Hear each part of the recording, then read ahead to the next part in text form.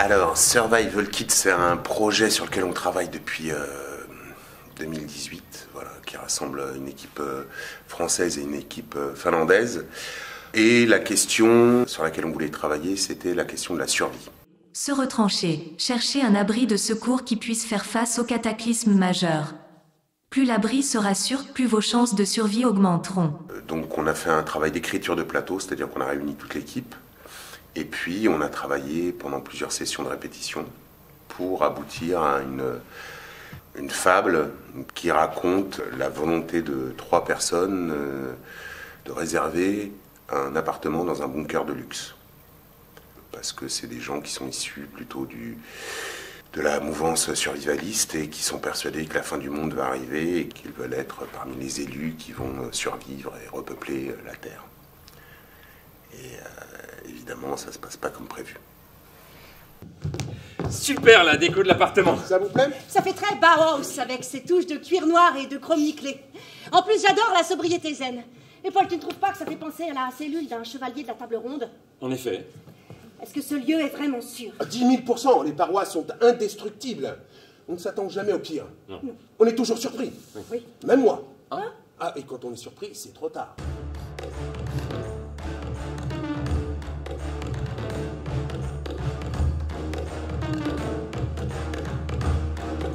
Alors voilà, nous on a tenté de s'emparer de ce sujet-là, mais de manière satirique et humoristique, c'est-à-dire que les personnages sont un peu caricaturaux. Et puis le deuxième aspect qu'on voulait mettre en avant, c'est-à-dire à la fois cette question de la fin du monde et la question de survivre à la fin du mois. Bon, malgré nous, on a fait un écho à l'actualité, c'est-à-dire à la fois aux Gilets jaunes, à un moment où on voyait ces slogans fleurir sur les ronds-points, mais on voulait s'intéresser aussi à cette question sociale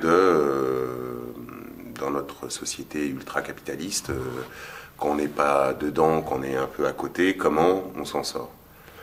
Donc on a travaillé sur des témoignages de livreurs, de survivalistes aussi. Et en fait, ces personnages, ils sont mis en parallèle avec les personnages de fiction, vraiment, qui sont voilà, des personnages qui viennent visiter un bunker de luxe. Et ces personnages qui sont issus vraiment de témoignages qu'on allait chercher dans les médias, dans la presse écrite. Et ces personnages réels, en fait, ils sont traités par le biais du jeu masqué.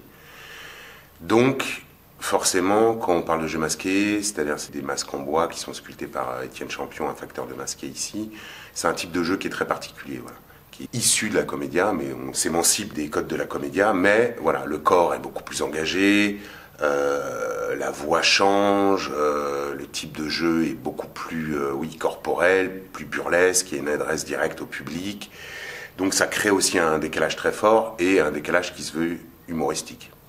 Un briquet. Une boîte de conserve. Un briquet. Une boîte de conserve. Une boîte de conserve. Un briquet. Un briquet. Une boîte de conserve. Une boîte de conserve. Compris? Un briquet. Une boîte de conserve. Un briquet. Une boîte de conserve. Un briquet. Une boîte de conserve. Un briquet. Une boîte de conserve. Un briquet. Une boîte de conserve.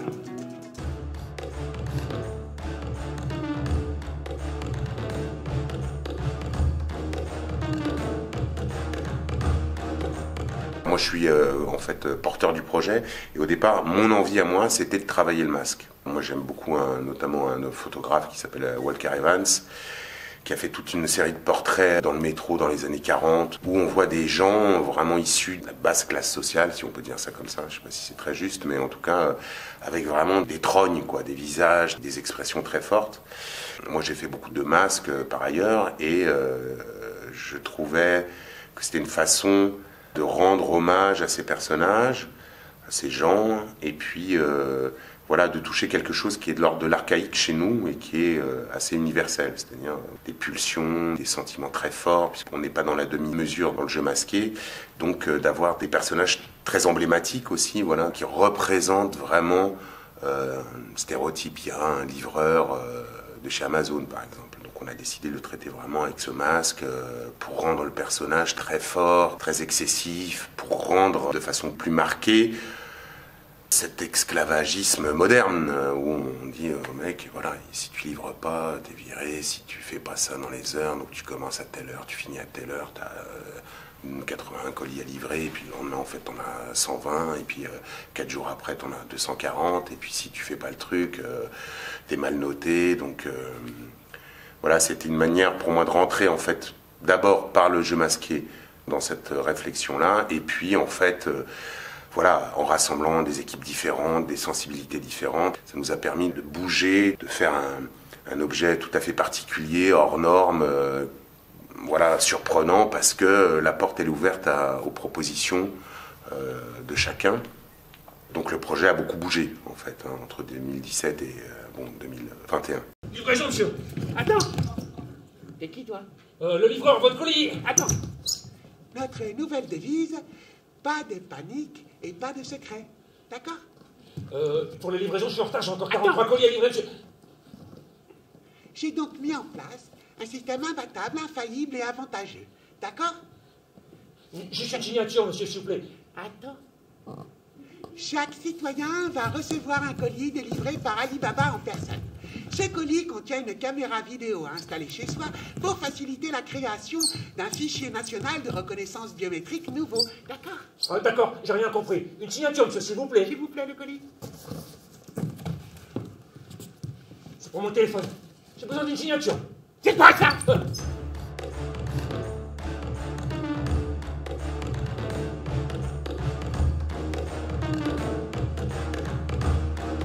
Souvent, les équipes, elles sont chargées d'interpréter ou de mettre en œuvre une vision très particulière d'un metteur en scène.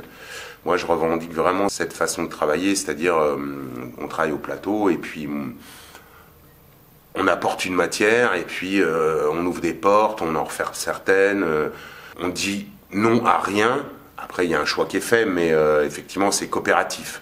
Parce que ce qui m'intéresse aussi, c'est que en fait, chaque poste soit pas un interprète, mais soit un auteur, en fait, donc défendre une parole, alors que ça soit en musique, en lumière, en vidéo, au plateau, qu'il ait sa place, qu'il y ait effectivement un souci de cohérence, mais que ça soit plus horizontal que vertical.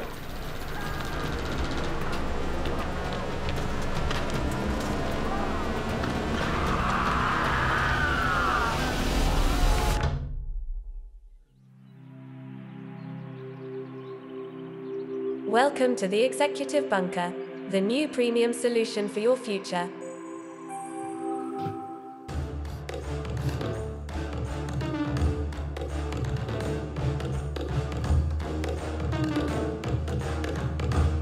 Il y a du texte, hein, évidemment, il y a le jeu masqué, donc qui est quand même très différente de ce qu'on peut voir sur un plateau.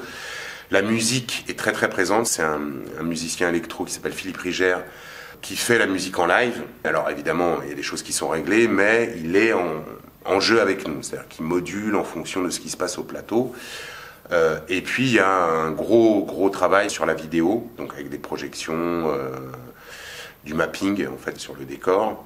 Aussi tout le travail autour de la scéno qu'on a essayé de rendre vraiment dynamique, changeante, en mouvement, combiné à la vidéo qui visuellement, esthétiquement, il y a quand même un objet qui est très fort, qui fonctionne, de mon point de vue en tout cas, mais qui laisse personne indifférent, en tout cas. C'est-à-dire que ça crée des images très fortes.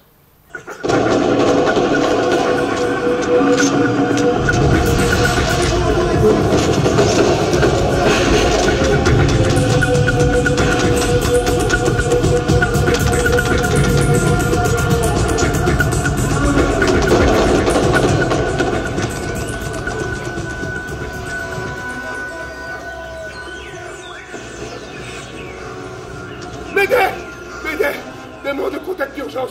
J'ai peur. Afghanistan. Quelqu'un va venir vous chercher. Quelqu'un va venir me chercher.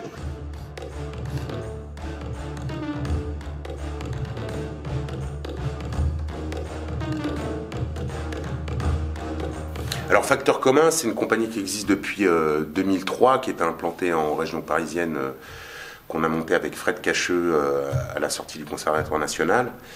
et avec Philippe Lardot. Donc c'est une compagnie qui est dirigée par 3 directeurs artistiques qui ont chacun quand même leur façon de faire, leur vision, leur esthétique. Donc cette façon de faire, elle a été vraiment très développée sur ce projet. Sur un autre précédemment, un spectacle jeune public qu'on avait écrit il y a quelques années maintenant, il y a une petite dizaine d'années, qui s'appelait Mammouth Toujours, où il y avait vraiment cette coopération, cette écriture, cet aller-retour entre le plateau et puis le bureau, entre guillemets, en tout cas la feuille blanche, voilà. Après, tous les projets ne sont pas toujours dans cet axe-là. C'est-à-dire qu'il y a certains projets où on dit, ok, je suis le porteur du projet, le metteur en scène, je choisis. Donc ça dépend vraiment des projets.